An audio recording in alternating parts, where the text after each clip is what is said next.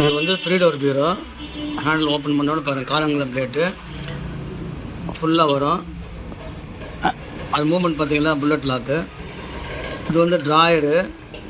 இது வந்து safe lock, single drawer safe லாக்னு சொல்லுவாங்க. சேஃப் லாக்கு அதுவும் புல்லட் லாக் வரும், செஸ்ஸஸில் வரும்.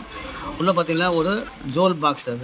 அதுக்கு தனி சாவி இருக்குது. சாவி போட்டு லாக் பண்ண லாக் ஆகிடும். ஆமாம், அது ஜோல் பாக்ஸு தேவையான வச்சுக்கலாம். அது சீக்ரெட் லாக்கரு. இது வந்து டாக்குமெண்ட்டு. இது வந்து 2 பூட்டு இருக்கும். இந்த பக்கம் ஒரு பூட்டு, அந்த ஒரு பூட்டு இருக்கும். Double lock. அது வந்து அட்ஜஸ்டபிள் தட்டு. அந்த தட்டு எடுத்து அப்படியே கீழே போடணும், வேறு எங்கேயும் வைக்க தேவையில்லை. இதுவும் எடுத்து அப்படியே போட்டுடலாம்.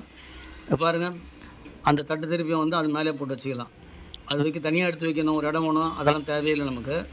அதுக்கப்புறம் பார்த்திங்கன்னா ஆங்கர் பைப் வந்து அலுமினியம் பைப்பு, இரும்பு பைப்பில் போடுவாங்க. இது ஸ்டெயின்லெஸ் ஸ்டீலு. கருக்காது வெறுக்காது, ஒன்றும் ஆகாது. இது வந்து பர்ஃப்யூம் ஸ்டாண்டு. இந்த பர்ஃப்யூம் ஸ்டாண்டில் பார்த்திங்கன்னா சென்டர் பாட்டிலு, பர்ஃப்யூம் ஸ்டாண்டு எல்லாம் வச்சுக்கலாம். அது பேங்கிள் ஸ்டாண்டு. இது க்ளோஸ் பண்ணிட்டிங்கன்னா பாருங்கள், புல்லட்டில் க்ளோஸ் பண்ணி விட்டிங்கன்னா சேஃபாக இருக்கும். அதுக்கப்புறம் பாருங்கள், ட்ரெஸ்ஸிங் டேபிள் வந்து ஓப்பன் பண்ணாக்கா உள்ளே வந்து ஒரு லாக்கர் இருக்கும். லாக்கர் வந்து ஃபுல் ஓப்பனில் இருக்கும். இது வந்து இது வரும், டாக்குமெண்ட் கிடையாது. மேலே வந்து பைப் வரும். அந்த ஓப்பன் பண்ணிட்டிங்கன்னா மேலே வந்து லைட் எரியும். திரும்பி க்ளோஸ் பண்ணிடலாம். அதுக்கப்புறம் ட்ராயரு 1 2 3 ட்ராயர் வரும்.